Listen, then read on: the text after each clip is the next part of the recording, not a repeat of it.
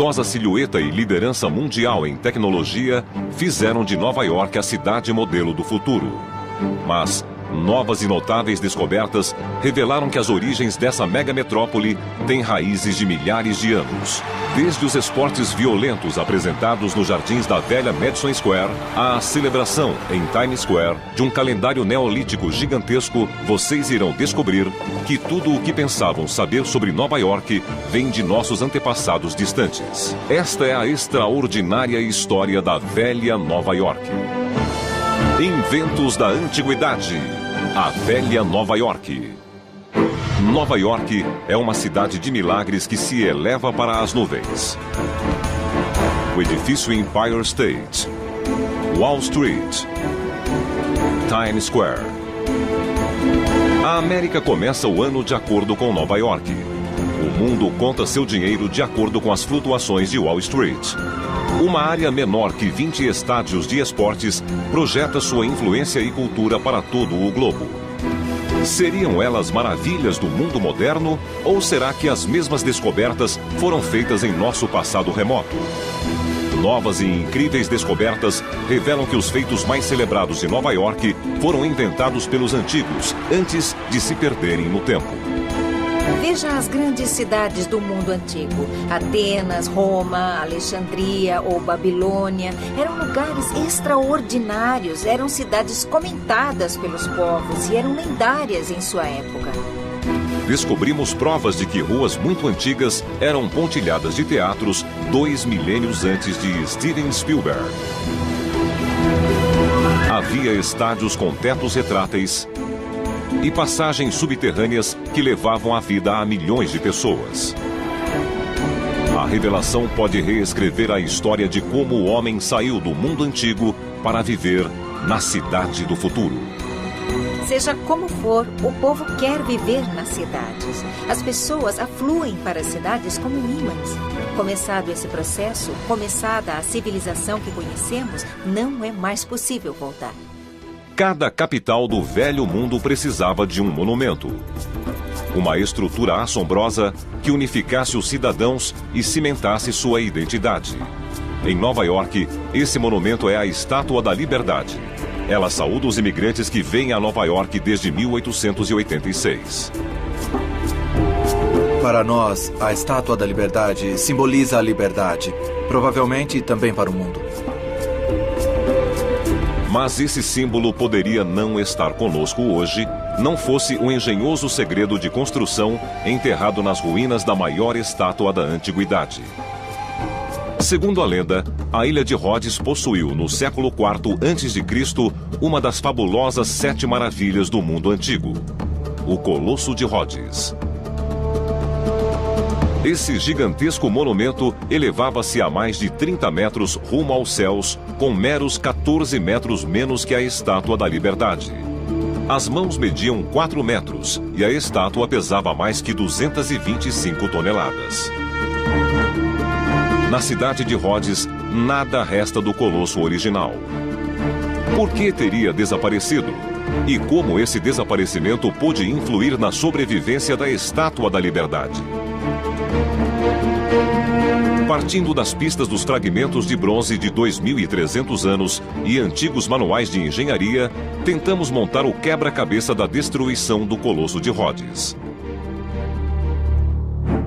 Nossa investigação começou 300 anos antes do nascimento de Cristo, quando Rhodes sofreu um cerco gigantesco chefiado pelo general Demétrio Poliorcetes.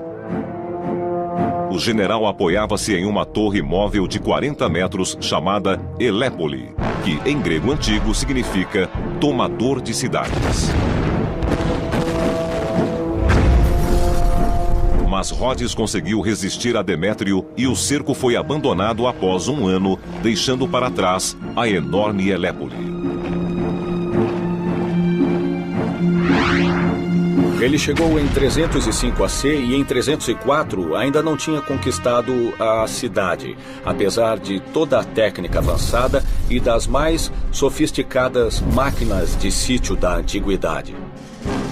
Para celebrar a vitória, o povo erigiu o Colosso de Rhodes em agradecimento ao deus Sol Hélios. e usaram a gigantesca Elépole do tomador de cidades para criar uma técnica de construção bastante avançada na época: os andaimes. A estrutura de madeira da Elépole foi utilizada para suportar equipes de operários que ergueram em seu interior a gigantesca estátua. Diz a teoria que o Colosso de Rhodes foi construído com materiais antigos. Já se conhecia a cantaria e foi essa técnica utilizada nas pernas da figura. Criaram 2 colunas, algo que os gregos eram mestres. A compressão ficou boa e suportava bem o peso da estrutura. Mas a certa altura tiveram de acrescentar ferro. E revestiram o ferro com bronze, muito semelhante à Estátua da Liberdade. Mais de 2000 anos após a construção do Colosso de Rhodes, a melhor pista que temos para desvendar seus mistérios é a Estátua da Liberdade.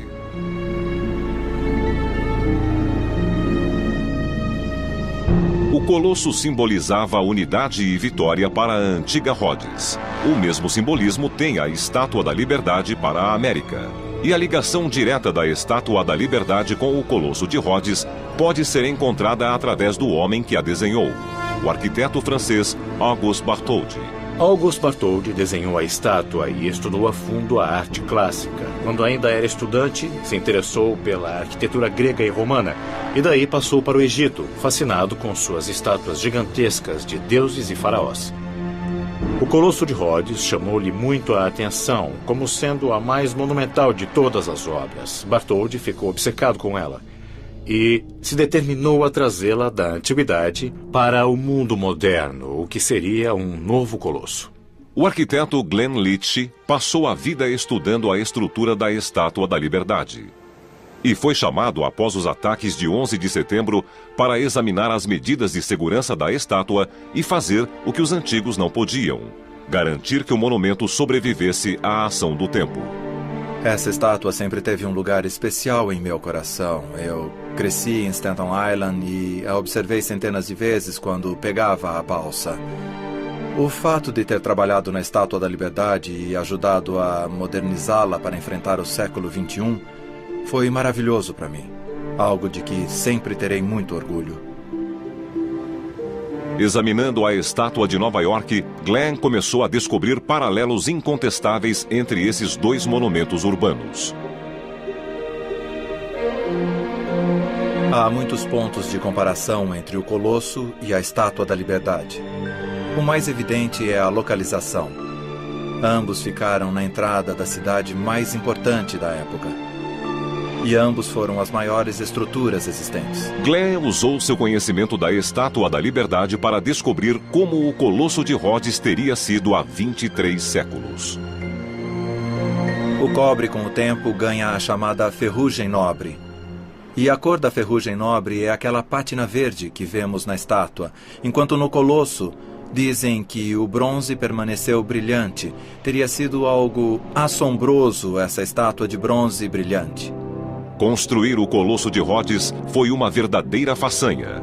Milhares de operários levaram mais de 12 anos para terminar um projeto que, estima-se, custaria cerca de 3 bilhões de dólares hoje. Mas os registros revelam que esse monumento, em termos históricos, nasceu e morreu em um piscar de olhos. Infelizmente, depois de apenas 52 anos, o Colosso de Rhodes caiu. Partiu-se nos joelhos por causa de um terremoto. O trágico desastre de Rhodes tem assustadores paralelos com a moderna Nova York. Nossa cidade fica no cruzamento de muitas falhas tectônicas gigantes. Os peritos dizem que um terremoto poderia ter consequências catastróficas. E a Estátua da Liberdade cairia nas águas do porto. Mas os engenheiros aprenderam com a queda do Colosso de Rhodes e fizeram uma alteração na estrutura de superfície da Estátua da Liberdade. Este é o modelo de como o revestimento teria sido. Aqui é acrílico, mas o revestimento é de cobre, sustentado por barras de ferro, ajustadas às curvas externas da estátua. A estrutura admite pequenos deslocamentos, dando flexibilidade à estátua para aceitar a ação do vento. A Estátua da Liberdade, portanto, é capaz de se curvar ao vento até 15 centímetros em qualquer direção. Esse engenhoso detalhe poderá salvar a estátua de sofrer destino semelhante ao do antigo Colosso. A Estátua da Liberdade foi construída em torno de um grande modilhão, o qual age como pesado reforço preso ao topo do pedestal. A fixação deixa-a mais alta e estável. É quase como enterrar uma vara no solo, de modo a formar uma base robusta.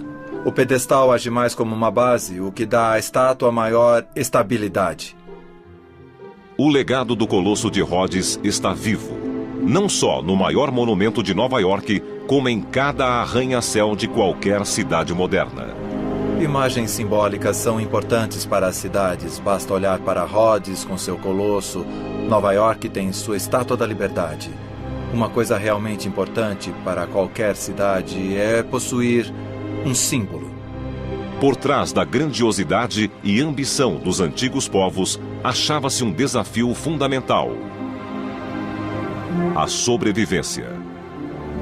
Como um túnel secreto, escavado por quase 1000 metros em uma montanha, pôde salvar uma cidade da desidratação e morte. Que é uma metrópole efervescente com mais de 9 milhões de habitantes. Ela age como ímã, atraindo gente do mundo inteiro para formar um imenso caldeirão cultural. Seu coração é Manhattan, uma ilha que por mais de 300 anos lutou com um problema crítico: como prover água suficiente para todos. Para que Nova York tivesse água, a cidade concebeu uma grande obra de engenharia: o Túnel de Água de Nova York. Um projeto de 6 bilhões de dólares, executado com sondas de profundidade, com radar e perfuratrizes móveis. Os antigos não tinham nada disso quando criaram um túnel de água urbano. A pergunta é: como? Na ilha de Samos, no mar Egeu, ficam as ruínas de uma grande metrópole de inesperadas semelhanças com Manhattan. Há 2 milênios e meio, ela tinha encanamentos, banhos e esgoto como qualquer cidade moderna. E como Manhattan, embora fosse cercada pelo mar, produzir água potável para a cidade era um problema quase insolúvel. Em Samos houve um problema em particular. Temos uma cidade agitada e povoada, uma fantástica fonte de água e uma montanha entre as duas. O que os samoanos fizeram foi inteligente e extremamente ambicioso. Simplesmente decidiram que não dariam a volta na montanha, e sim abririam um túnel através do próprio coração da montanha. Construíram um túnel gigante de quase 1000 quilômetros que batizaram de Túnel de Eupalinos. Foi um projeto de ambição estonteante, pois os antigos construíram o Túnel de Eupalinos do mesmo modo que os modernos engenheiros estão construindo o Túnel de Água de Nova York, cavando dos dois lados ao mesmo tempo. Os engenheiros decidiram que escavariam os dois lados simultaneamente para mostrar que podiam derrotar a montanha. Diferente dos modernos engenheiros americanos, o túnel dos antigos gregos foi escavado arduamente à mão por mais de 8 anos. Após terem escavado 400 metros, deram com um problema que ameaçava transformar o projeto em desastre. A rocha era de calcário, propensa a esboroar. Foi um momento muito difícil. Primeiro, eles se achavam na escuridão, sem possibilidade de enxergar a luz da entrada. Segundo, não podiam saber onde eles se encontravam. Os trabalhadores do lado norte foram forçados a desviar o curso. Para chegar ao ponto de encontro, era preciso calcular com extraordinária precisão. Enquanto os engenheiros de Nova York contam com mapeamento em 3D e alta tecnologia, os gregos não dispunham de bússola, nem de mapa topográfico, nem mesmo de um livro de matemática à mão. Mas chegaram à exatidão, fincando 3 postes idênticos de madeira no túnel e olhando-os em fileira, como através do visor de um rifle, para garantir que formavam uma linha direta montanha adentro. No segmento final do túnel, os engenheiros ajustaram o curso. E chegou o momento crucial. Após 1.000 metros de escavação, as duas equipes se encontraram com diferença de meio metro um do outro.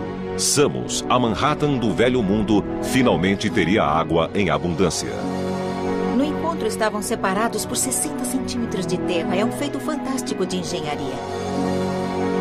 O túnel de água de Samos transportava água para 10.000 pessoas. Entretanto, à medida que os construtores avançavam, precisavam de tecnologia que transportasse água em grande escala. E isso exigia a criatividade ilimitada dos romanos. Em seu auge, há 2 milênios, Roma era uma superpotência tal como a América de hoje. O Império Romano era o lar de mais de 120 milhões de pessoas, ao largo de 3 continentes e milhões de quilômetros quadrados em ilhas. Como os romanos produziram água suficiente para aplacar a sede desse império gargantuesco? Na rua Gresham, no coração de Londres, alguns arqueólogos fizeram uma intrigante descoberta em 2001. Encontraram fragmentos de uma roda d'água. A partir desses fragmentos, o engenheiro Tony Taylor esperava descobrir os segredos dos engenheiros romanos. Através de um trabalho meticuloso e detetivesco, ele construiu uma roda d'água igual à dos romanos. Formamos uma equipe para tentar a reconstrução, mas nosso primeiro objetivo era entender, através das peças, que forma teria a nossa roda. Nessa busca, Tony baseou-se em desenhos romanos, nas peças soltas e em várias rodas d'água. A seguir, com o computador, criou sua roda d'água romana em 3 dimensões.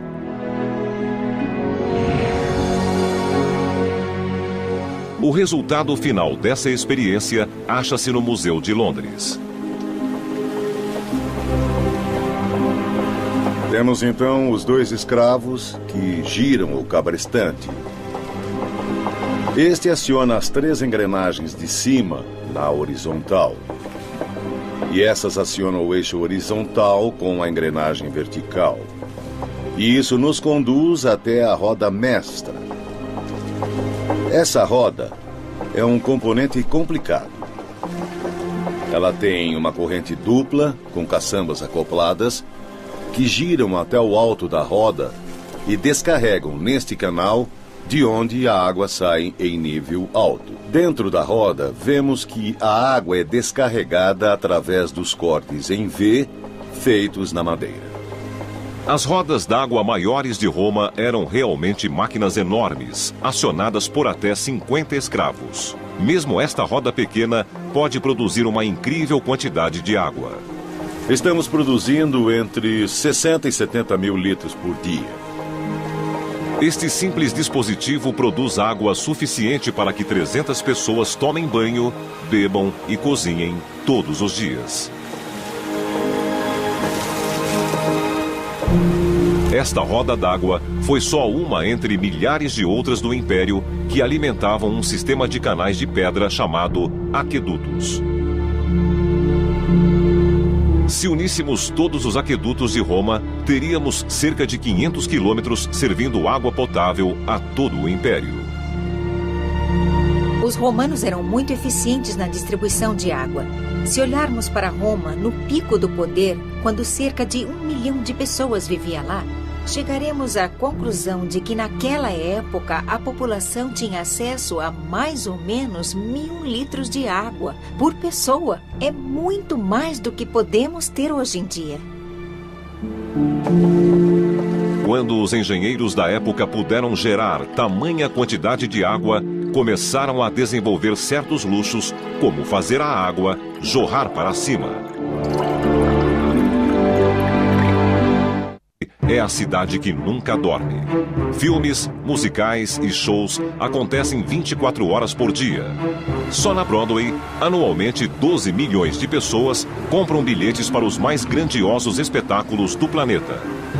Contudo, o berço de tais extravagâncias podem ser rastreadas até às antigas cidades, quando o povo afluía para as grandes metrópoles da época, onde havia sempre muito trabalho para banqueiros, advogados e arquitetos. Algumas pessoas se enriqueciam mais do que outras, através do comércio, de talentos naturais, de força, por ser saudável, eficiência na guerra. E quando alguém se tornava um figurão, logo decidia que não queria trabalhar muito. Preferiam que outros fizessem o serviço pesado. Na Alexandria, no ano 100 a.C., a elite convidava os inventores a festas e banquetes suntuosos. O mais famoso desses inventores chamava-se Heron. Heron era principalmente um showman. Adorava divulgar seu trabalho e o fez de vários modos. Um deles era oferecer pequenas demonstrações de suas peças em banquetes da elite para os mais cultos e educados. Ele comparecia às reuniões elegantes e mostrava suas novas geringonças aos convidados.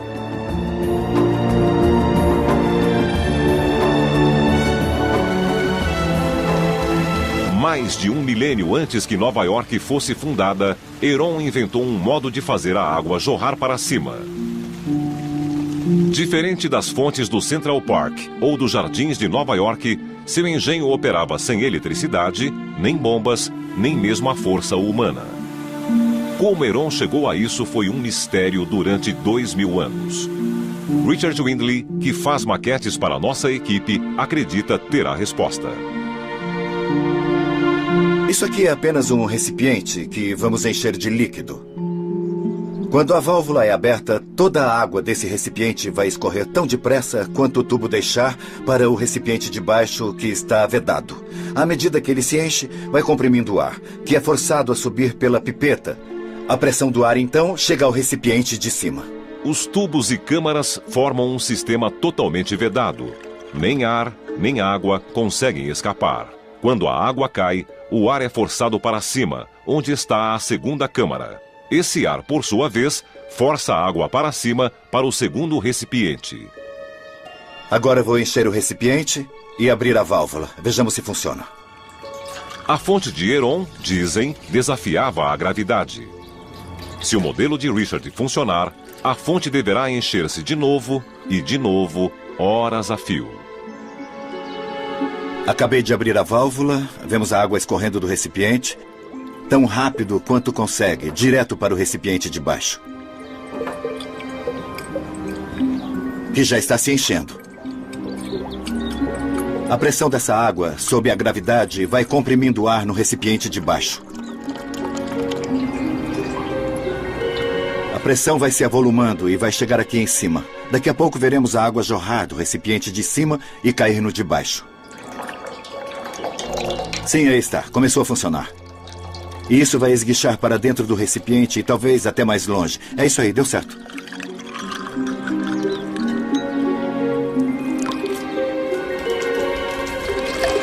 Agora o recipiente está se esvaziando e a pressão vai caindo. O jato quase cessou agora.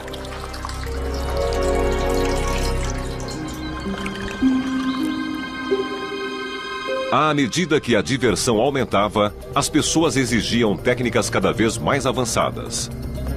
Enquanto Heron desenvolvia teatrinhos mágicos, outros inventores criavam os primeiros filmes. Para muitos, o berço do cintilante e glamouroso mundo do cinema começou ao tempo dos primeiros astros, como Carlitos. Entretanto, a verdadeira origem do cinema acha-se a 1.600 anos de hoje e a 8.000 quilômetros no Oriente. No período dos Três Reinos, no século III d.C., a história começou a relatar uma forma estranha de feitiçaria, uma arte negra que produzia assustadoras imagens vivas. No século XVI, os missionários jesuítas costumavam trazer relatórios sobre alguns dos avanços científicos da China. Um deles, relatado muitas vezes, é a noção de aparelhos ópticos. Nós conhecemos filmes, conhecemos projeções em telas grandes, em televisões, mas o teatro de sombras não era para só uma pessoa. Era dirigido para uma plateia tão numerosa quanto atenta e exigente. Richard acredita que conhece o misterioso instrumento que criou tais imagens. A antiga lanterna mágica. Esta é uma moldura de bambu. Temos folhas de pergaminho esticados e presos na moldura. Este é um ventilador, ou turbina, se preferir. O ar quente vem das velas que ficam dentro da lanterna. Esse ar quente sobe e faz a ventoinha girar. Precisamos de 4 velas aqui dentro. O pino, podemos ver bem aqui no centro, é o apoio do conjunto. E também temos uma espécie de agulha na ponta do eixo que suporta todo o conjunto e causa muito pouco atrito.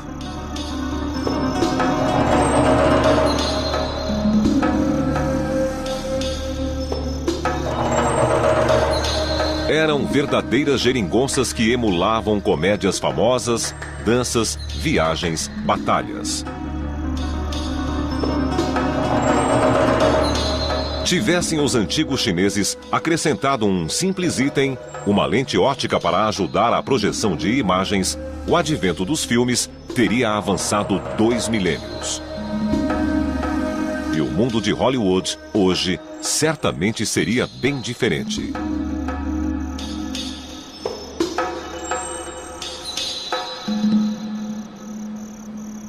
5.000 anos antes da lanterna mágica chinesa, surgiu uma invenção ainda mais assombrosa. Um mapa do céu, espelhado no chão, que foi o berço das grandes metrópoles. Que é megametrópole, no sentido mais amplo da palavra. 1 milhão de pessoas trafegam em Manhattan. 65 bilhões de dólares são negociados nessa cidade e mais de 100 mil turistas chegam para conhecer suas atrações. E isso todos os dias. Tantos eventos sincronizados simplesmente se desmantelariam se não houvesse uma simples inovação: a hora certa. O mais fascinante é que desde 4.000 antes de Cristo, o homem vive obcecado com dividir o dia em cada vez menores unidades de tempo. Nós, humanos, queremos sempre distribuir nosso tempo. Com o avanço das técnicas, as sociedades foram se criando com os aparelhos de medir o tempo.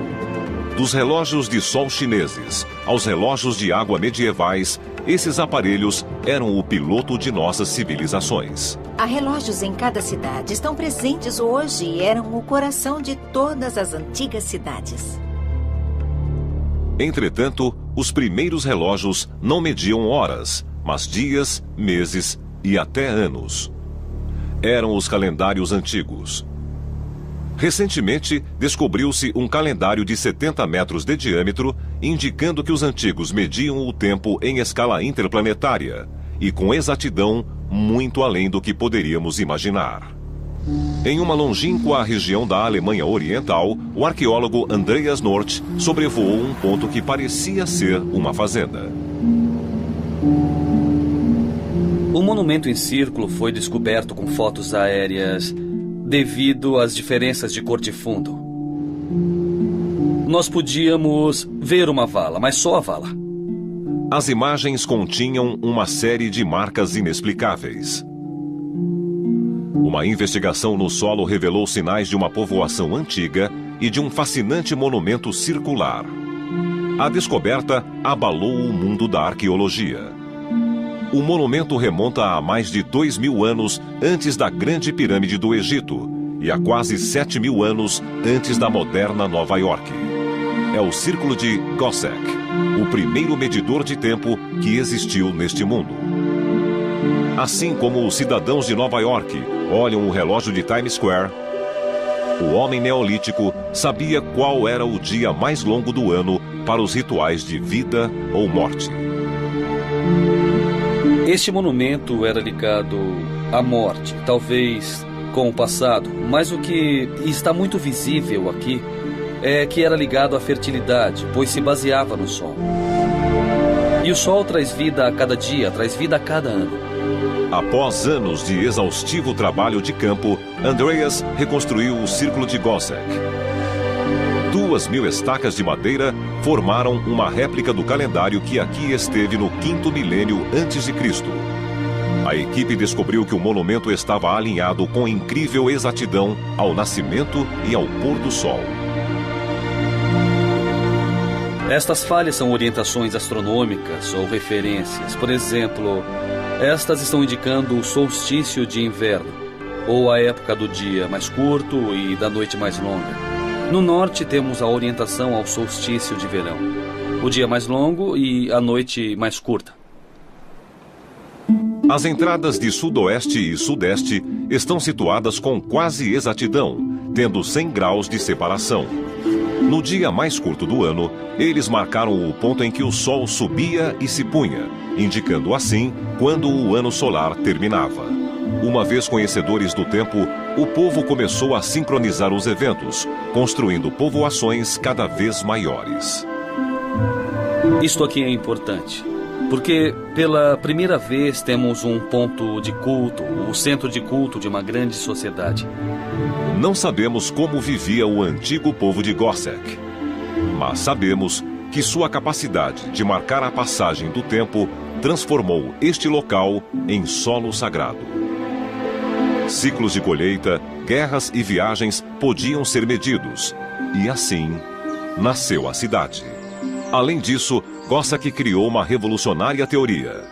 A 40 quilômetros dali, na floresta Sigelroda, os arqueólogos descobriram indícios de que povos posteriores elevaram essa antiga astronomia a alturas inimagináveis. 2000 anos antes do primeiro planetário conhecido, os povos neolíticos europeus mapearam os céus com exatidão fenomenal. O professor Wolfhard Schlosser, engenheiro espacial, usou seus conhecimentos científicos para decifrar a charada de um antigo artefato astronômico.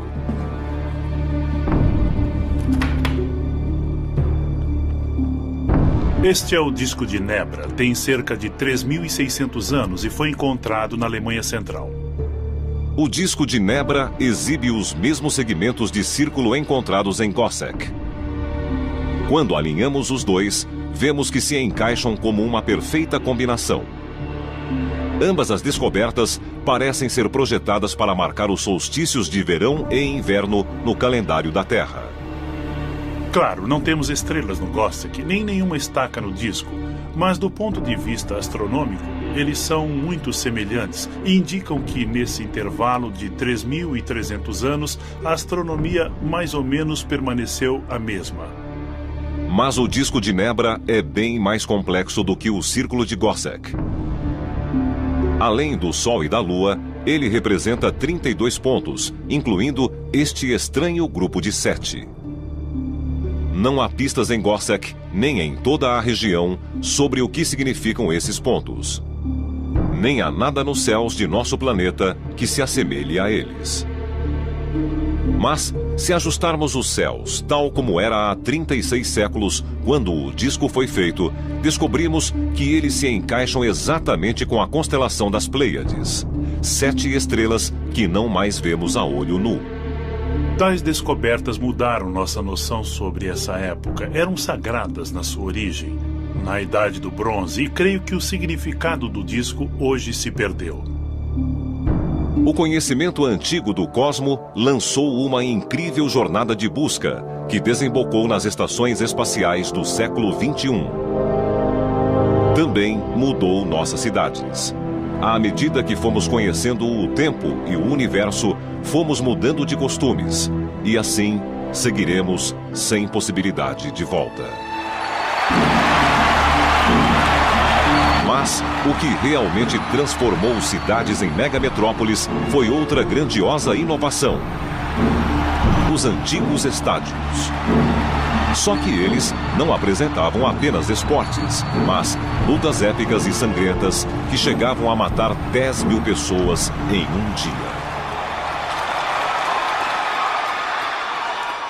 Nova York é uma cidadela de poder, onde se cruzam os acionistas de Wall Street, os tubarões da mídia e os magnatas da indústria.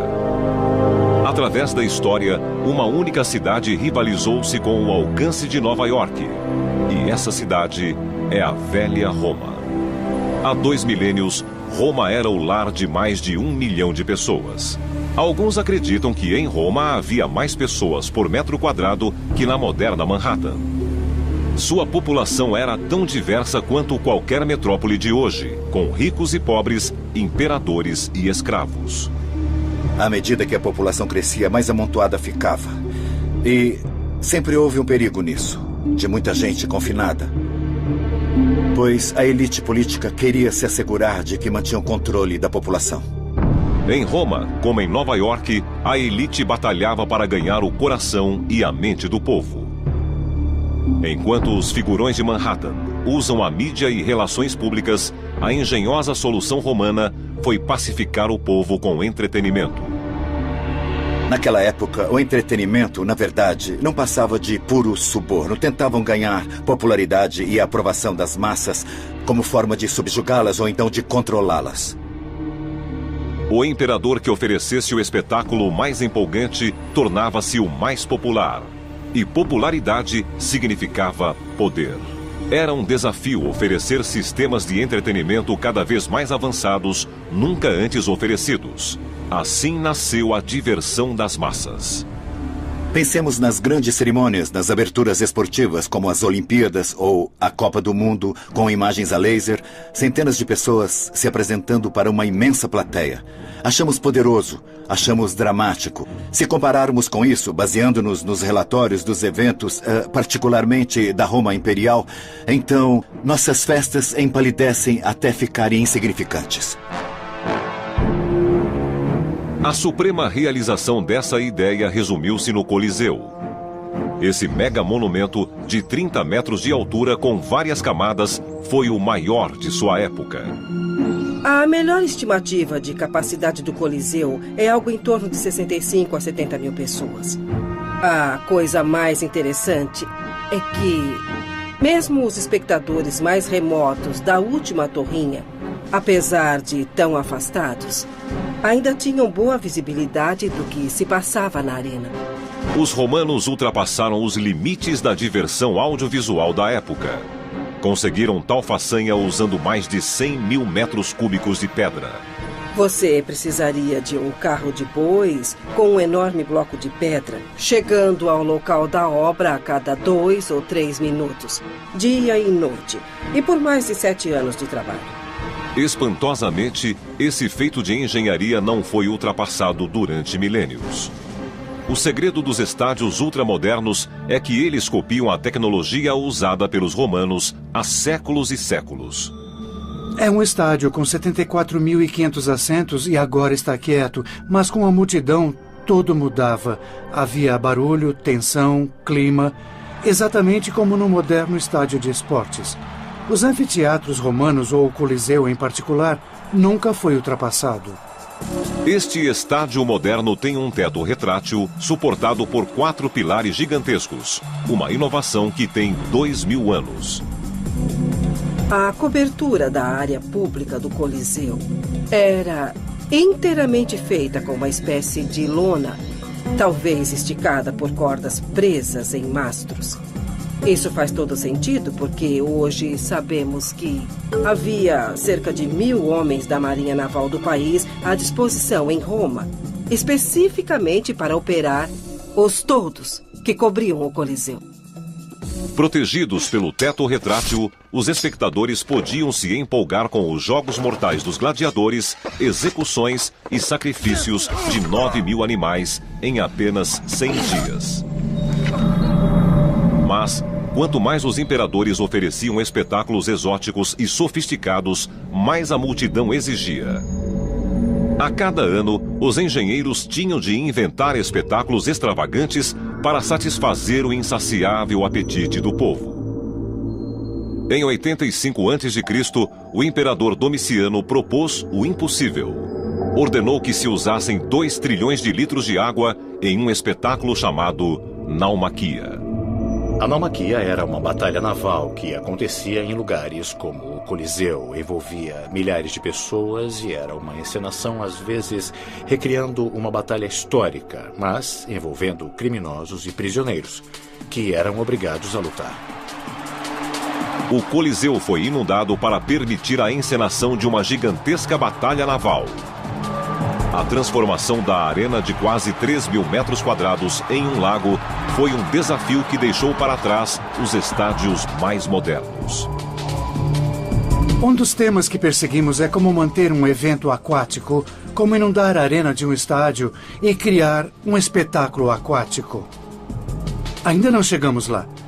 Entretanto, há 2 milênios foi exatamente o que os romanos fizeram. A naumaquia foi um sucesso retumbante, mas tornou-se um espinho na garganta dos imperadores seguintes. Como poderiam eles ultrapassar esse triunfo técnico da engenharia e oferecer algo mais grandioso ao povo? O imperador Cláudio, um dos sucessores, que subiu ao trono em 41 d.C., inventou a supernaumaquia, que exigia uma quantidade de água 50 bilhões de vezes maior. Não existindo estádio grande o suficiente, ele deslocou a brincadeira para um grande lago, o Lago Fucino. Hoje, esse lago está completamente seco, mas em 52 d.C., estes verdes prados foram o campo de batalha entre 50 naus e 19 mil atores. Os 19 mil gladiadores de Cláudio que lutaram na Batalha do Lago Fucino são em número muito superior ao de participantes da abertura dos Jogos Olímpicos hoje. 500 mil de espectadores aguardaram o início do maior espetáculo da história. A Batalha do Lago Fucino começou com um incrível mecanismo que ergueu um tritão, uma fera mitológica do mar, do fundo do lago. Das águas calmas brotou uma estátua de prata, de mais de 10 metros, de um tritão, como em um passe de mágica. Ninguém entendeu como isso aconteceu. Segundo os textos, a multidão se extasiou. O búzio que o tritão segurava deu o toque de clarim e a maior encenação da história teve início. Em um lago da Inglaterra, o investigador Richard Windley construiu um modelo de como ele acredita que os romanos conseguiram essa façanha de engenharia. Eu tentei usar tecnologia muito simples, utilizando materiais que os romanos conheciam muito bem, como, por exemplo, cordas e polias. O modelo que fiz está bem dentro da capacidade deles. Nós temos aqui basicamente 4 estacas, e cada uma vai erguer essa plataforma que sustenta essa figura aqui. Cada canto é erguido puxando-se uma corda com 2 polias, uma estando no fundo. Todas ficam ligadas a um anel central. Cada corda será puxada exatamente ao mesmo tempo e, teoricamente, também ao mesmo ritmo, de modo que a figura será erguida simetricamente até atingir o ponto das polias, que é exatamente nessa altura. E a estátua já estaria fora d'água. Parece que agora nós já temos tudo aqui preparado corretamente, então, por favor, puxe a corda devagarinho para erguer a minha estátua. Sim, está subindo em bom nível por enquanto. Bem-vindo, muito bem. A dificuldade é deixar todas as cordas no comprimento exato, mas acho que conseguimos o ajuste perfeito agora.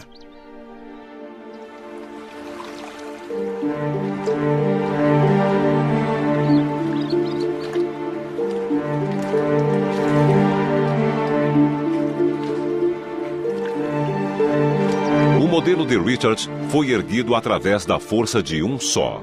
Mas, na época de Cláudio, ele acha que havia juntas de bois e escravos cuja força bruta seria capaz de puxar a grande estátua de prata para fora da água. O resultado foi um espetáculo que levou o público à loucura e manteve a popularidade de Cláudio e também seu trono. O que vimos em termos de tecnologia é apenas a ponta do iceberg. Há muito potencial aqui, pois a tecnologia dos romanos era de escala sem precedentes. O que temos aqui é simplesmente uma pequena parte do que deve ter existido. As experiências revelaram como Roma e outras velhas cidades foram berço das modernas maravilhas de Nova York. Cada extravagância de Times Square, cada arranha-céu, cada monumento ou evento desta cidade devem ser debitados aos lendários construtores do passado distante. De túneis gigantescos a estátuas colossais, seus projetos visionários foram a base de Nova York mais de 1.500 anos antes que a cidade, tal como a conhecemos, começasse a existir. Eram lugares extraordinários, eram cidades comentadas pelos povos e eram lendárias em sua época.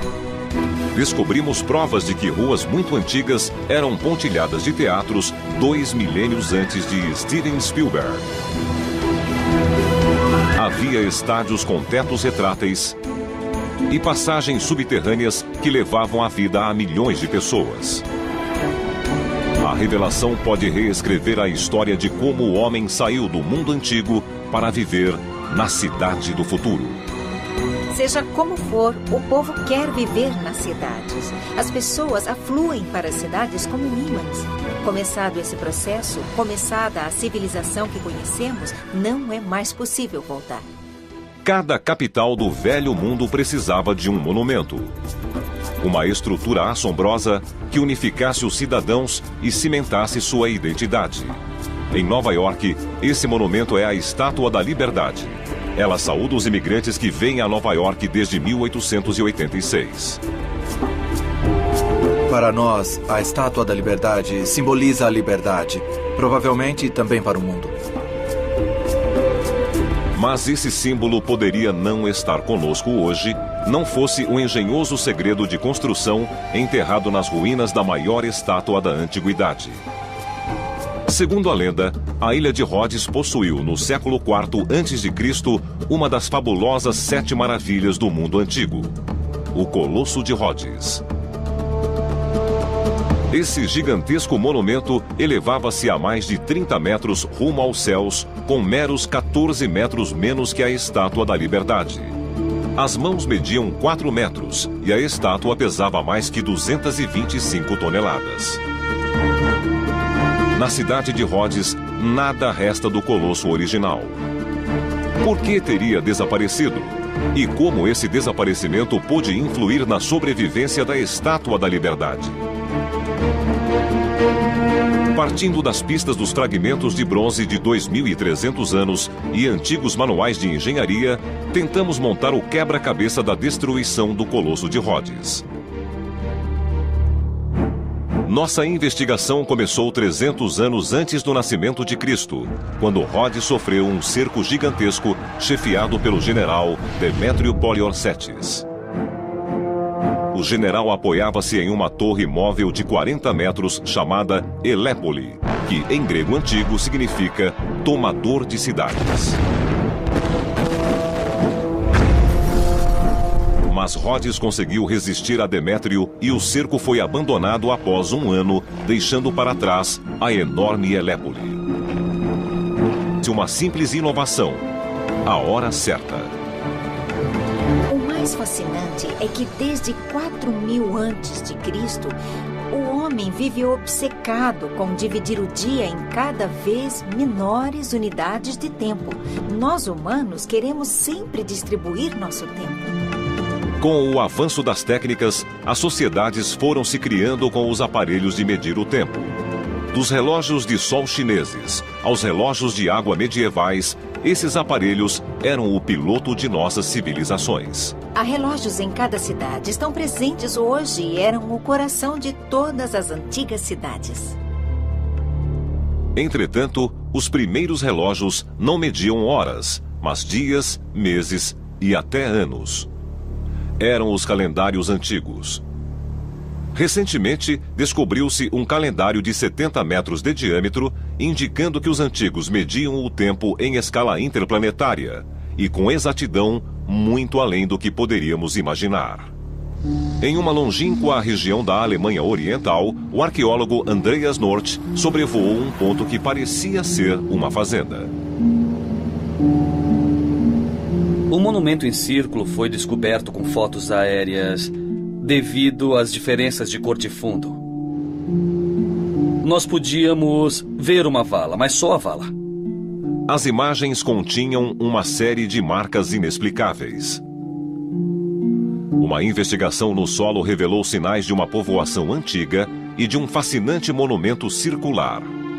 A descoberta abalou o mundo da arqueologia. O monumento remonta a mais de 2.000 anos antes da Grande Pirâmide do Egito e a quase 7.000 anos antes da moderna Nova York. É o Círculo de Gossec, o primeiro medidor de tempo que existiu neste mundo. Assim como os cidadãos de Nova York olham o relógio de Times Square, o homem neolítico sabia qual era o dia mais longo do ano para os rituais de vida ou morte. Este monumento era ligado à morte, talvez com o passado, mas o que está muito visível aqui é que era ligado à fertilidade, pois se baseava no Sol. E o Sol traz vida a cada dia, traz vida a cada ano. Após anos de exaustivo trabalho de campo, Andreas reconstruiu o Círculo de Gossec. 2.000 estacas de madeira formaram uma réplica do calendário que aqui esteve no 5º milênio antes de Cristo. A equipe descobriu que o monumento estava alinhado com incrível exatidão ao nascimento e ao pôr do sol. Estas falhas são orientações astronômicas. A estrutura de madeira da Elépole foi utilizada para suportar equipes de operários que ergueram em seu interior a gigantesca estátua. Diz a teoria que o Colosso de Rhodes foi construído com materiais antigos. Já se conhecia a cantaria e foi essa técnica utilizada nas pernas da figura. Criaram 2 colunas, algo que os gregos eram mestres. A compressão ficou boa e suportava bem o peso da estrutura. Mas a certa altura tiveram de acrescentar ferro. E revestiram o ferro com bronze, muito semelhante à Estátua da Liberdade. Mais de 2.000 anos após a construção do Colosso de Rhodes, a melhor pista que temos para desvendar seus mistérios é a Estátua da Liberdade.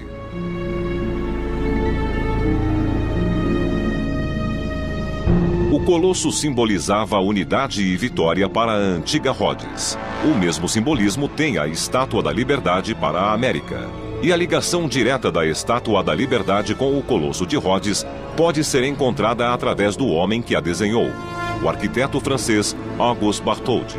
Auguste Bartholdi desenhou a estátua e estudou a fundo a arte clássica. Quando ainda era estudante, se interessou pela arquitetura grega e romana e daí passou para o Egito, fascinado com suas estátuas gigantescas de deuses e faraós. O Colosso de Rhodes chamou-lhe muito a atenção, como sendo a mais monumental de todas as obras. Bartholdi ficou obcecado com ela e se determinou a trazê-la da antiguidade para o mundo moderno, o que seria um novo colosso. O arquiteto Glenn Leach passou a vida estudando a estrutura da Estátua da Liberdade. E foi chamado após os ataques de 11 de setembro para examinar as medidas de segurança da estátua e fazer o que os antigos não podiam: garantir que o monumento sobrevivesse à ação do tempo. Essa estátua sempre teve um lugar especial em meu coração. Eu cresci em Staten Island e a observei centenas de vezes quando pegava a balsa. O fato de ter trabalhado na Estátua da Liberdade e ajudado a modernizá-la para enfrentar o século XXI foi maravilhoso para mim. Algo de que sempre terei muito orgulho. Examinando a estátua de Nova York, Glenn começou a descobrir paralelos incontestáveis entre esses 2 monumentos urbanos. Há muitos pontos de comparação entre o Colosso e a Estátua da Liberdade. O mais evidente é a localização. Ambos ficaram na entrada da cidade mais importante da época. E ambos foram as maiores estruturas existentes. Glenn usou seu conhecimento da Estátua da Liberdade para descobrir como o Colosso de Rhodes teria sido há 23 séculos. Conseguiu resistir a Demétrio e o cerco foi abandonado após 1 ano, deixando para trás a enorme Elépole. Ele chegou em 305 AC e em 304 ainda não tinha conquistado a cidade, apesar de toda a técnica avançada e das mais sofisticadas máquinas de sítio da antiguidade. Para celebrar a vitória, o povo erigiu o Colosso de Rhodes em agradecimento ao deus Sol Hélios. e usaram a gigantesca Elépole do tomador de cidades para criar uma técnica de construção bastante avançada na época: os andaimes. A estrutura de madeira da Elépole foi utilizada para suportar equipes de operários que ergueram em seu interior a gigantesca estátua. Diz a teoria que o Colosso de Rhodes foi construído com materiais antigos. Já se conhecia a cantaria e foi essa técnica utilizada nas pernas da figura. Criaram 2 colunas, algo que os gregos eram mestres. A compressão ficou boa e suportava bem o peso da estrutura. Mas a certa altura tiveram de acrescentar ferro. E revestiram o ferro com bronze, muito semelhante à Estátua da Liberdade. Mais de 2000 anos após a construção do Colosso de Rhodes, a melhor pista que temos para desvendar seus mistérios é a Estátua da Liberdade.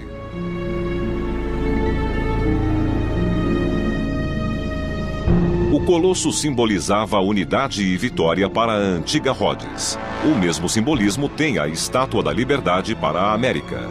E a ligação direta da Estátua da Liberdade com o Colosso de Rhodes pode ser encontrada através do homem que a desenhou, o arquiteto francês Auguste Bartholdi. Auguste Bartholdi desenhou a estátua e estudou a fundo a arte clássica. Quando ainda era estudante, se interessou pela arquitetura grega e romana e daí passou para o Egito, fascinado com suas estátuas gigantescas de deuses e faraós. O Colosso de Rhodes chamou-lhe muito a atenção, como sendo a mais monumental de todas as obras. Bartholdi ficou obcecado com ela e se determinou a trazê-la da antiguidade para o mundo moderno, o que seria um novo colosso. O arquiteto Glenn Leach passou a vida estudando a estrutura da Estátua da Liberdade. E foi chamado após os ataques de 11 de setembro para examinar as medidas de segurança da estátua e fazer o que os antigos não podiam: garantir que o monumento sobrevivesse à ação do tempo. Essa estátua sempre teve um lugar especial em meu coração. Eu cresci em Staten Island e a observei centenas de vezes quando pegava a balsa. O fato de ter trabalhado na Estátua da Liberdade e ajudado a modernizá-la para enfrentar... Estamos produzindo entre 60 e 70 mil litros por dia. Este simples dispositivo produz água suficiente para que 300 pessoas tomem banho, bebam e cozinhem todos os dias. Esta roda d'água foi só uma entre milhares de outras do Império que alimentavam um sistema de canais de pedra chamado aquedutos. Se uníssemos todos os aquedutos de Roma, teríamos cerca de 500 quilômetros servindo água potável a todo o Império. Os romanos eram muito eficientes na distribuição de água. Se olharmos para Roma, no pico do poder, quando cerca de 1 milhão de pessoas vivia lá, chegaremos à conclusão de que naquela época a população tinha acesso a mais ou menos 1.000 litros de água por pessoa. É muito mais do que podemos ter hoje em dia. Quando os engenheiros da época puderam gerar tamanha quantidade de água, começaram a desenvolver certos luxos, como fazer a água jorrar para cima. É a cidade que nunca dorme. Filmes, musicais e shows acontecem 24 horas por dia. Só na Broadway, anualmente 12 milhões de pessoas compram bilhetes para os mais grandiosos espetáculos do planeta. Contudo, o berço de tais extravagâncias podem ser rastreadas até às antigas cidades, quando o povo afluía para as grandes metrópoles da época, onde havia sempre muito trabalho para banqueiros, advogados e arquitetos. Algumas pessoas se enriqueciam mais do que outras, através do comércio, de talentos naturais, de força, por ser saudável, eficiência na guerra. E quando alguém se tornava um figurão, logo decidia que não queria trabalhar muito. Preferiam que outros fizessem o serviço pesado. Na Alexandria, no ano 100 a.C., a elite convidava os inventores a festas e banquetes suntuosos. O mais famoso desses inventores chamava-se Heron. Heron era principalmente um showman. Adorava divulgar seu trabalho e o fez de vários modos. Um deles era oferecer pequenas demonstrações de suas peças em banquetes da elite para os mais cultos e educados. Ele comparecia às reuniões elegantes e mostrava suas novas geringonças aos convidados.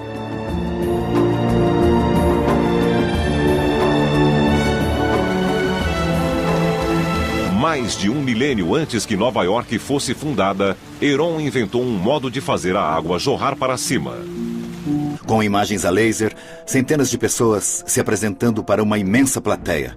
Achamos poderoso, achamos dramático. Se compararmos com isso, baseando-nos nos relatórios dos eventos, particularmente da Roma Imperial, então nossas festas empalidecem até ficarem insignificantes.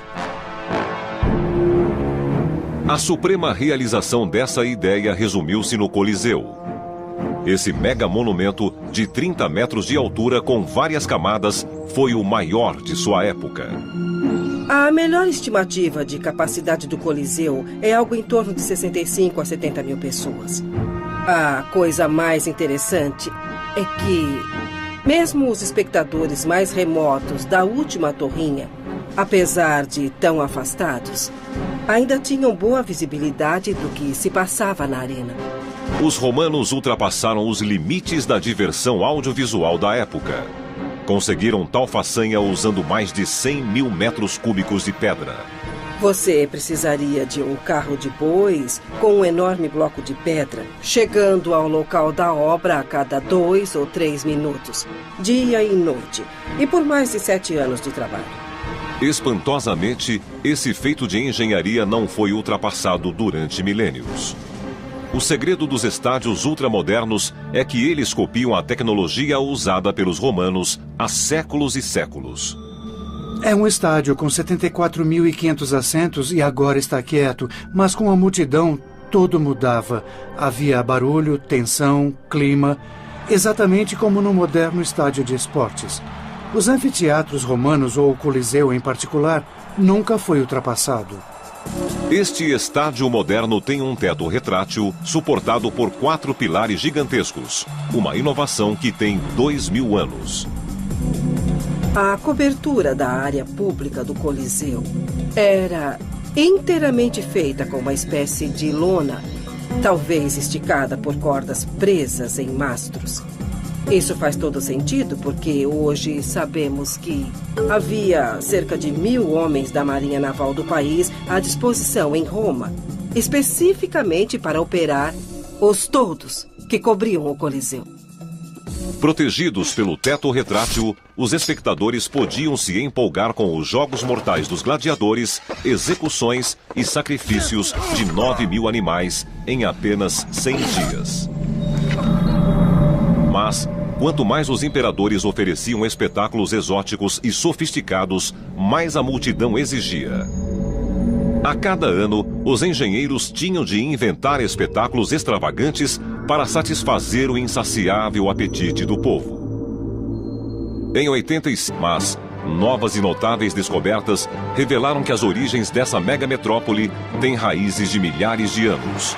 Desde os esportes violentos apresentados nos jardins da velha Madison Square, à celebração em Times Square de um calendário neolítico gigantesco, vocês irão descobrir que tudo o que pensavam saber sobre Nova York vem de nossos antepassados distantes. Esta é a extraordinária história da velha Nova York. Inventos da Antiguidade. A velha Nova York. Nova York é uma cidade de milagres que se eleva para as nuvens. O edifício Empire State, Wall Street, Times Square. A América começa o ano de acordo com Nova York. O mundo conta seu dinheiro de acordo com as flutuações de Wall Street. Uma área menor que 20 estádios de esportes projeta sua influência e cultura para todo o globo. Seriam elas maravilhas do mundo moderno ou será que as mesmas descobertas foram feitas em nosso passado remoto?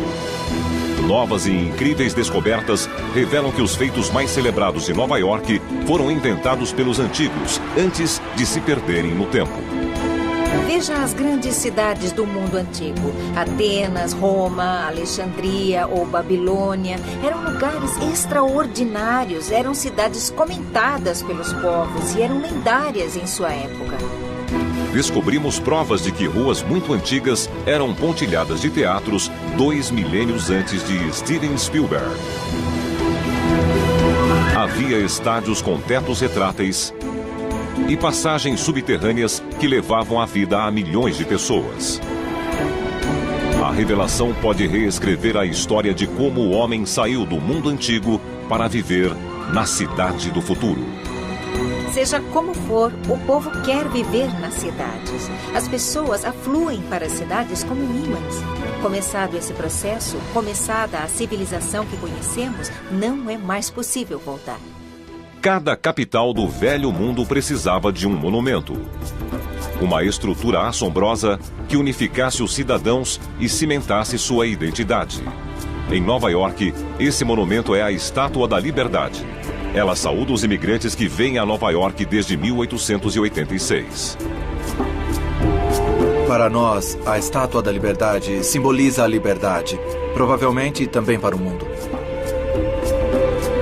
Mas esse símbolo poderia não estar conosco hoje, não fosse o engenhoso segredo de construção enterrado nas ruínas da maior estátua da antiguidade. Segundo a lenda, a ilha de Rhodes possuiu, no século IV a.C., uma das fabulosas Sete Solúvel. Em Samos houve um problema em particular. Temos uma cidade agitada e povoada, uma fantástica fonte de água e uma montanha entre as duas. O que os samoanos fizeram foi inteligente e extremamente ambicioso. Simplesmente decidiram que não dariam a volta na montanha, e sim abririam um túnel através do próprio coração da montanha. Construíram um túnel gigante de quase 1000 quilômetros que batizaram de Túnel de Eupalinos. Foi um projeto de ambição estonteante, pois os antigos construíram o Túnel de Eupalinos do mesmo modo que os modernos engenheiros estão construindo o túnel de água de Nova York, cavando dos dois lados ao mesmo tempo. Os engenheiros decidiram que escavariam os dois lados simultaneamente para mostrar que podiam derrotar a montanha. Diferente dos modernos engenheiros americanos, o túnel dos antigos gregos foi escavado arduamente à mão por mais de 8 anos. Após terem escavado 400 metros, deram com um problema que ameaçava transformar o projeto em desastre. A rocha era de calcário, propensa a esboroar. Foi um momento muito difícil. Primeiro, eles se achavam na escuridão, sem possibilidade de enxergar a luz da entrada. Segundo, não podiam saber onde eles se encontravam. Os trabalhadores do lado norte foram forçados a desviar o curso. Para chegar ao ponto de encontro, era preciso calcular com extraordinária precisão. Enquanto os engenheiros de Nova York contam com mapeamento em 3D e alta tecnologia, os gregos não dispunham de bússola, nem de mapa topográfico, nem mesmo de um livro de matemática à mão.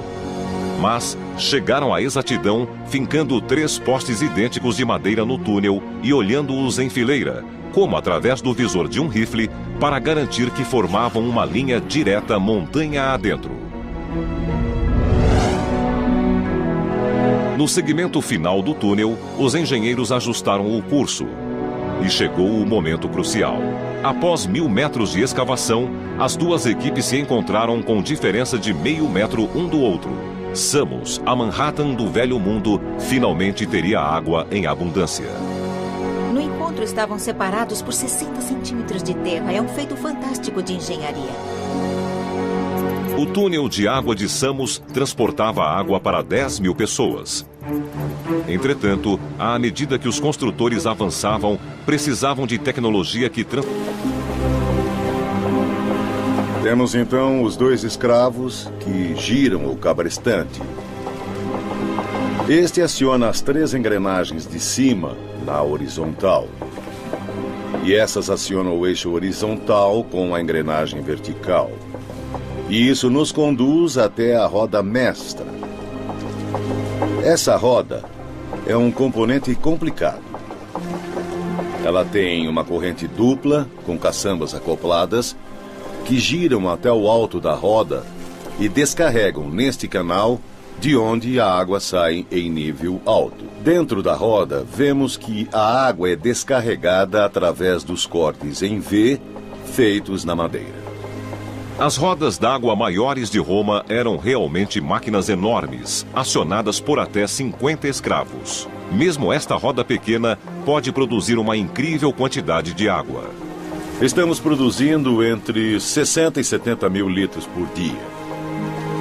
Este simples dispositivo produz água suficiente para que 300 pessoas tomem banho, bebam e cozinhem todos os dias. Esta roda d'água foi só uma entre milhares de outras do Império que alimentavam um sistema de canais de pedra chamado aquedutos. Se uníssemos todos os aquedutos de Roma, teríamos cerca de 500 quilômetros servindo água potável a todo o Império. Os romanos eram muito eficientes na distribuição de água. Se olharmos para Roma, no pico do poder, quando cerca de 1 milhão de pessoas vivia lá, chegaremos à conclusão de que naquela época a população tinha acesso a mais ou menos 1.000 litros de água por pessoa. É muito mais do que podemos ter hoje em dia. Quando os engenheiros da época puderam gerar tamanha quantidade de água, começaram a desenvolver certos luxos, como fazer a água jorrar para cima. É a cidade que nunca dorme.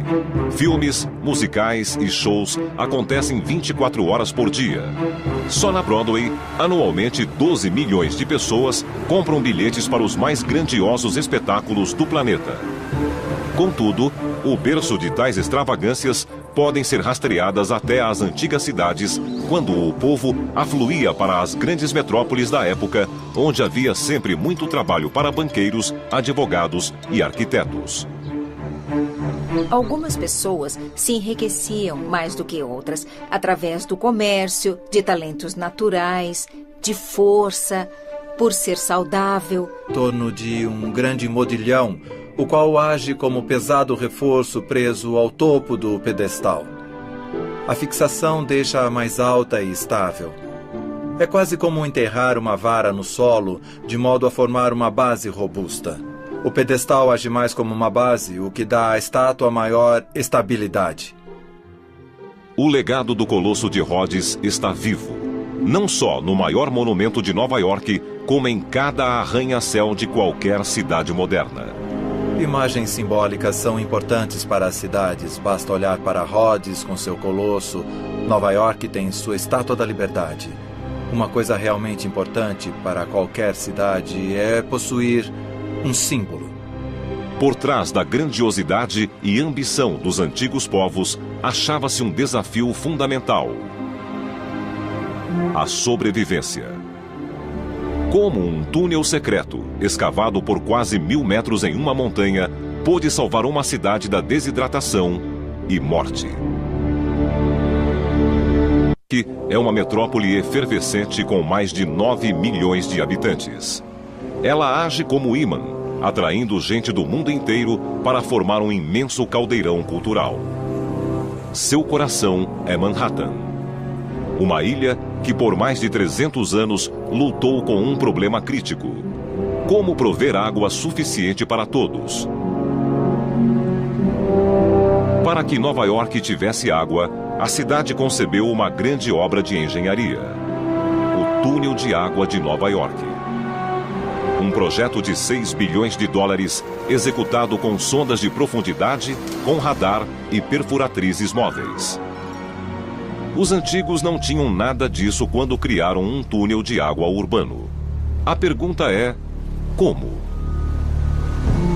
Na ilha de Samos, no mar Egeu, ficam as ruínas de uma grande metrópole de inesperadas semelhanças com Manhattan.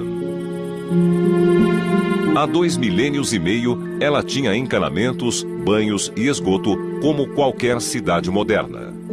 E como Manhattan, embora fosse cercada pelo mar, produzir água potável para a cidade era um problema quase insolúvel. Em Samos houve um problema em particular. Temos uma cidade agitada e povoada, uma fantástica fonte de água e uma montanha entre as duas. O que os samoanos fizeram foi inteligente e extremamente ambicioso. Simplesmente decidiram que não dariam a volta na montanha, e sim abririam um túnel através do próprio coração da montanha. Construíram um túnel gigante de quase 1000 quilômetros que batizaram de Túnel de